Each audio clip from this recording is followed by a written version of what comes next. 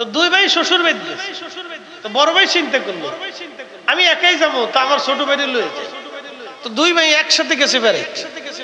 মামিমা চিন্তা করলো জামাইরে আদর করি আর না করি, পুত্রারে যদি ভালো মতো না খাওয়াই তো পুত্রা তো বাজ্যে আমার মেয়েরে কষ্ট দিবে, দুর্নাম করে।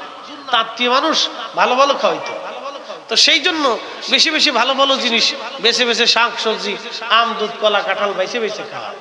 তো বিদায় দেওয়ার সময় বললো বাবাজি তোমার তাই সব বিদেশ থাকতে আমরা গরিব মানুষ কিছু আনতে টানতে পারিনি, দিতে পারলাম না, তো এক শিশে আতর দিলাম, তুমি নিয়ে যাও।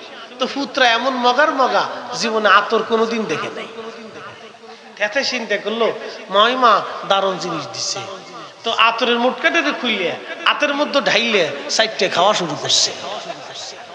আর মাই চিন্তা করে ফুতরানি মগার ঘরের মগা বলদার ঘরের বলদা, এটা কত বড় বলদা, আতর দিলাম গায়ে লাগানোর লাগে, এটা সাইডটা ফুটতে খায়। আচ্ছা জামাই আসো।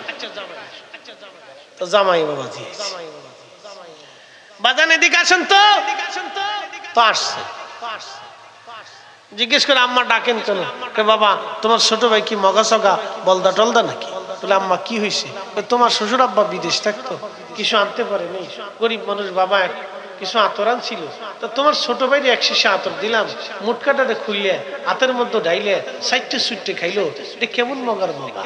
জামাই কহ আম্মা চিন্তা করেন কত বড় মগা, কত বড় বলদা, আমার শ্বশুর বাড়ি ওরে আদর করে লইছি, আমার শ্বশুর বিদেশ থেকে কষ্ট করে আতর আনছে, ওরে দিলেন, ও সাইটে সাইটে খাইলো, আমি তোর বড় ভাই আমার দিলেও না, একটু জিগাইলেও না।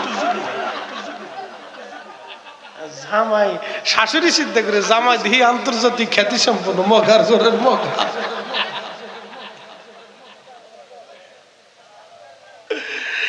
যারা দুনিয়াতে সুদ খাইয়া ঘুষ খাইয়া অন্যের টাকা মাইরে দিয়া বিরাট বড় বাড়ি গাড়ি বানাইয়া এগুলি রাইখে কবরে চলে যায়, তারা মগার ঘরের মগা।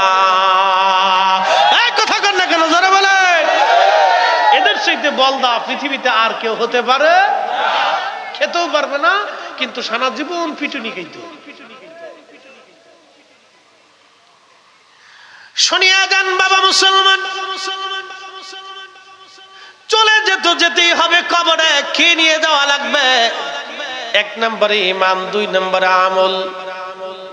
চলে যেতে হবে কবরে।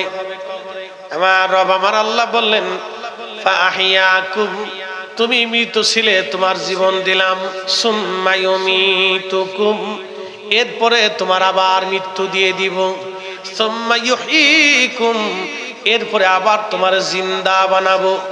ও মুসলমান মনোযোগ দেন, কবরে নামানোর আগে আল্লাহর বান্দার যখন মৃত্যুর সময় ঘনিয়ে আসে, আহা বন্ধু বান্ধব আপনজন কতজন তার পাশে থাকে।